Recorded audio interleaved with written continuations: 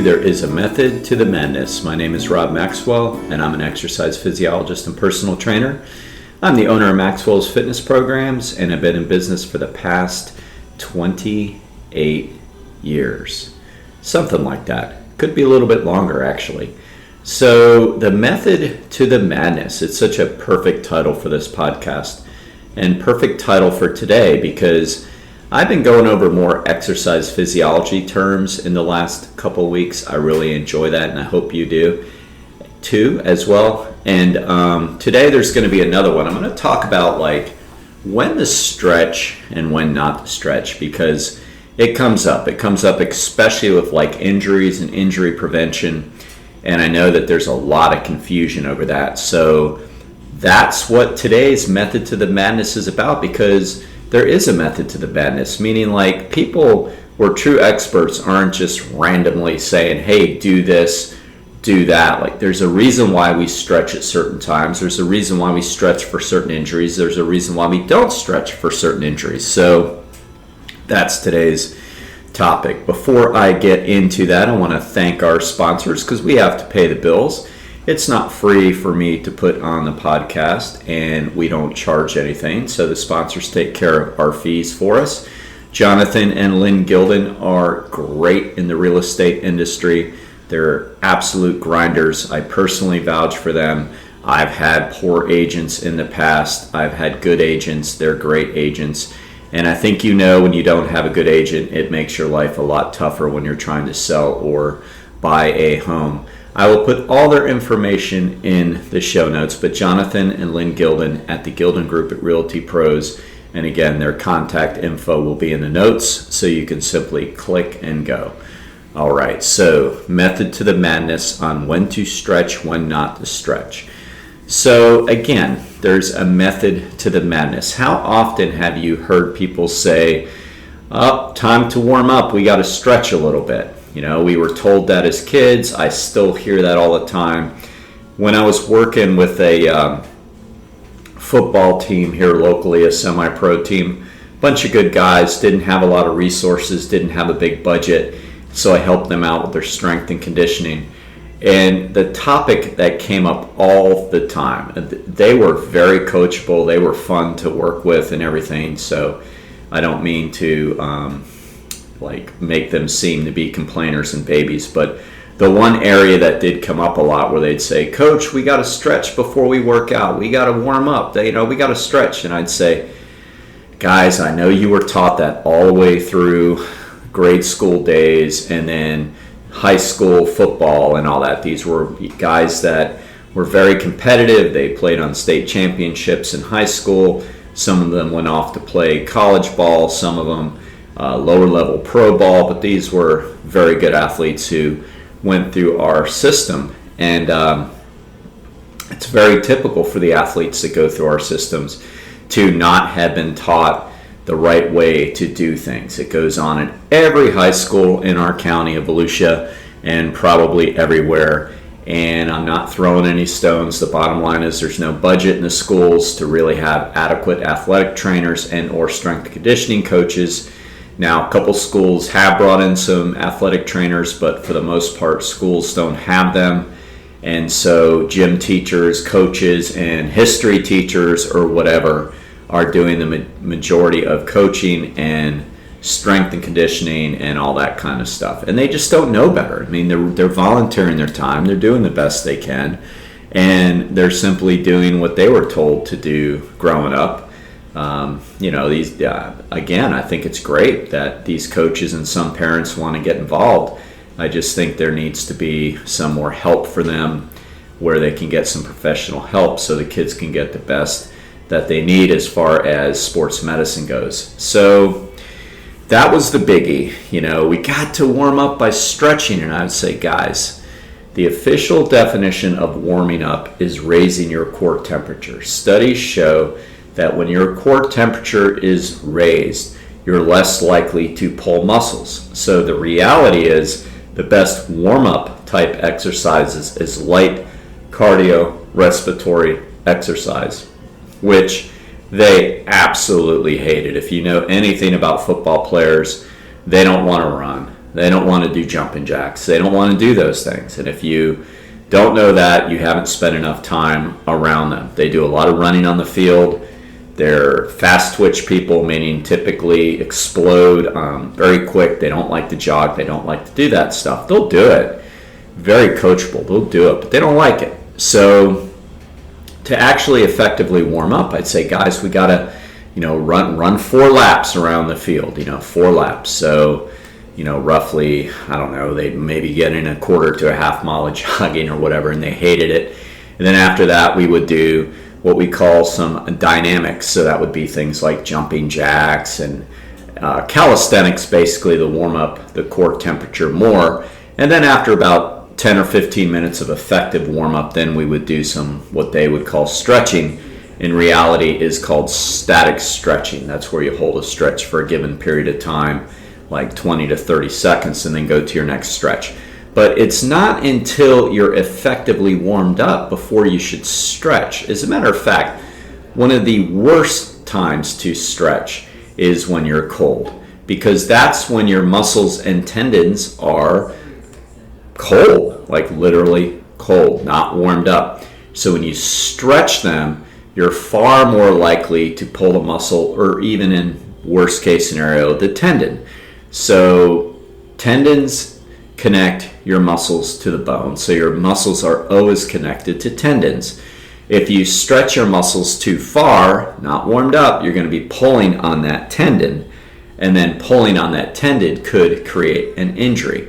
So the direction we go literally is we warm up, then we do what's called more dynamic warm up, which is the jumping jacks and things. Then we stretch. That is for a group team of, say, football, whatever. Put baseball, any team in there you want. But ideally, the best time to stretch is going to be after a workout is over. But of course, when I was dealing with these young men, that's the last thing they wanted to do. They wanted to grab some junk food and head home. But if you have control over yourself, which you do, and you're helping out your kids or whatever, try to encourage them to stretch after their practices and after the workouts, because that's the best time to do it. All right. So when we're talking static stretching, what that really, really means is attempting to elongate the muscle fibers in each muscle belly. You're literally trying to elongate them, because one of the characteristics of skeletal muscle is called elasticity. All right. Elasticity means it can lengthen and then slightly hold the lengthened position, which is called plasticity. So what we want is the elasticity to turn into plasticity. So the length of the muscle is slightly longer than it was prior to the session.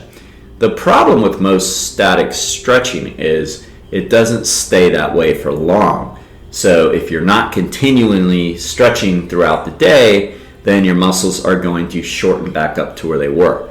Another thing to fully understand is that it's very genetic as far as our flexibility goes. Some people have longer muscle bellies and shorter tendons. Some people have longer tendons, shorter muscles, and there's a big genetic component which really dictates how flexible you can get. So I also hear people say, well, he's super, super tight. He can get his hands to the floor if he tried.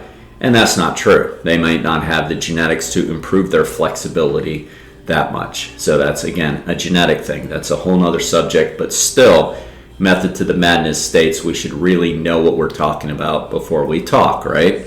And too many coaches, trainers who really aren't professionals get out there and make broad statements like that flat out just aren't true. Oh, he just doesn't stretch enough. He can't palm the floor. It's like, that guy's never going to be able to palm the floor. He does not have the genetics to elongate his muscles and tendons that much, nor does he need to. There's no research that states that the greater flexibility in a person leads to less injury. I repeat, there is no research that states that. All right. So, speaking of now handling injuries, method to the madness. one of the things that really just gets my goat, one of the things that gets my goat is I'll hear people say, oh, he pulled this muscle, he better stretch it out. I mean, that makes qualified trainers, whether they be strength and conditioning coaches or athletic trainers or just personal trainers with good background and certification and degrees, laugh. Like, wait a minute. So pulled muscle is literally that. The muscle fibers have been slightly pulled apart, slightly torn. That's what a pulled muscle is. Now, it can be no big deal. Like, we've all pulled a hamstring, pulled a quad, pulled a calf, pulled a pec. Pulled muscles happen a lot. Not necessarily a big deal, but make no bones about it. That is a slightly torn muscle, slightly torn muscle fibers. So if you stretch those particular muscle fibers, guess what you're doing? You're pulling them apart even further, which could actually rupture the muscle. I mean, think about it. If you pull on a rubber band, and it's a brand new rubber band, chances are if you don't pull too hard, the elasticity of the rubber band is going to go back to the plasticity of the form, right? No big deal. But let's say you got one of those dried out rubber bands that have been sitting in the bottom of your car on the floorboard, and it's dried out. You pull it a little bit and it snaps, right? I mean, is that really what you want to do with your muscle fibers? It's already slightly pulled. They're already slightly pulled, and then you're going to pull on them a little further, and you want to rupture the muscle. So it's the worst thing in the world to do is to stretch a slightly pulled or any kind of pulled muscle, and that goes for tendon too. Too often I hear that, just stretch it out, stretch it out. No, do nothing. If anything, put ice. The old RICE, rest, ice, compress, and elevate with a pulled muscle or a pulled tendon. Do not stretch it. Once it's become completely healed, then flexibility might be your friend. Might be. It depends on the area. Because sometimes if you have an overly shortened muscle, it was pulled because of the fact it was a little bit too strong, a little bit too shortened, and you were doing a lot of strength training without adding any extra flexibility training. Sometimes it just means you went out too fast, too soon, and too suddenly, and you pulled the muscle, and your body just wasn't used to it. But occasionally, a pulled muscle can come from an overly tight muscle. Occasionally, that could happen. If that's the case, then yes, after we get 100% healing, and we know when something is 100% healed, when there's zero discomfort left in it, you don't feel the pull anymore, then is a good time to start working on that flexibility. But normally, muscle pulls come more from muscle imbalances than anything else, meaning you have very strong quads but weak hamstrings. In my last podcast, I talked about agonist and antagonist. So you might have overly strong quads, but you have weakened hamstrings. You're actually going to be more likely to pull the quad muscle. So a lot of times those things happen from muscle imbalances, not because of flexibility issues. Another thing that gets my goat is when I hear people say, well, with a knee injury, you got to stretch it out. You got to stretch your quads. You got to stretch this, stretch that. And you can't paint everything with such a broad brush. And I get it that people who are in different industries, I'm talking about clients and patients, aren't going to understand that, nor do they need to. It's like me trying to understand somebody else's industry. But when when there's other trainers out there, strength coaches or personal trainers saying, yes, for your knee injury, you need to improve the flexibility of this muscle, which absolutely isn't true and absolutely could be totally counterintuitive for somebody to do. So we don't want to do that. Let me give you some examples. If you have, say, a meniscus tear in your knee, very common. It could come from wear and tear. It can come from a sudden movement. It can come from sports. It can come from a lot of reasons. So the meniscus is the cartilage in between the two joints. So in between on the lateral and medial side, when you push your fingers in there a little bit, that's going to be the meniscus area of the cartilage. The knee is very unique. It's got two types of cartilage in it. You have meniscus on both medial and lateral side, and then you have articular cartilage underneath the kneecap. So you have two different kinds. The meniscus is very deep, and again, the injury typically comes from sudden movements, wear and tear, too much too soon, age, things like that. Does not come ever from flexibility issues. Does not. It is simply this cushioning type material in between the joints that's you can't stretch. I mean, it's just there. It's just tissue. The only thing you can stretch are your tendons and ligaments. And your tendons and ligaments, your tendons and your muscles. And your tendons and muscles absolutely don't need to be stretched when you have a meniscus tear. So, you think, well, what's the big deal? Can it hurt? Yes. Because let's say it's a quad, right? Let's say it's a meniscus injury and you think you need to stretch your quads. Well, if you know anything about the quad stretch, it's bending your leg back, putting your leg into full flexion, bending your leg back and pulling your heel towards your rear end. That is a quad stretch. It could be done standing, it could be done off the floor, but that is the idea. You're flexing the bone all the way back into your glute area if you've got the flexibility. What you're also doing then is totally pulling on the meniscus tissue that, if it's already very vulnerable, can be completely pulled apart and torn even more. So your flexibility that you're thinking to help your knee is actually making it worse. So when could flexibility be a good thing with a knee injury? Well, maybe you have runner's knee, which comes from chondromalacia and underdominant quads. In that case, studies have shown that stretching the hamstring can actually help because it's going to change the gait of how you run. But that's about it when it comes to knee injuries. So there's really no stretching other than maybe some cases of having too tight of quads when it comes down to, again, more chondromalacia issues or runner's knee issues, which deal more with the kneecap and how the quad is related to the kneecap and all that. There has been a little bit on maybe your calves are too tight and your foot strikes the ground weird that helped cause some of this runner's knee, and you overly pronate and this and that. But that's it. There's really no other knee injuries that flexibility is really an important thing. Now, there's a big difference between flexibility and range of motion. If you've hurt your knee, trying to improve the range of motion because everything is so fused up you can't bend your knee, that's different. That's just taking your limb, whether it be your elbow, knee, ankle, whatever, through full range of motion. That's different. That has nothing to do with stretching. But it's also easier to decipher because range of motion is normal activity. Meaning if you can't bend your knee enough to sit on the toilet, that's a range of motion issue that has nothing to do with flexibility, and you have to work on that normal range of motion. All right, so the moral of the story is this: there's a method to the madness, and if you have an injury, you're coming back from an injury, talk to a real strength coach, talk to an athletic trainer, talk to a physical therapist, and talk to a massage therapist, and get the real deal on, should I be stretching? Should I be strengthening? Should I do both? Should I just rest? In other words, not every injury is handled the same way.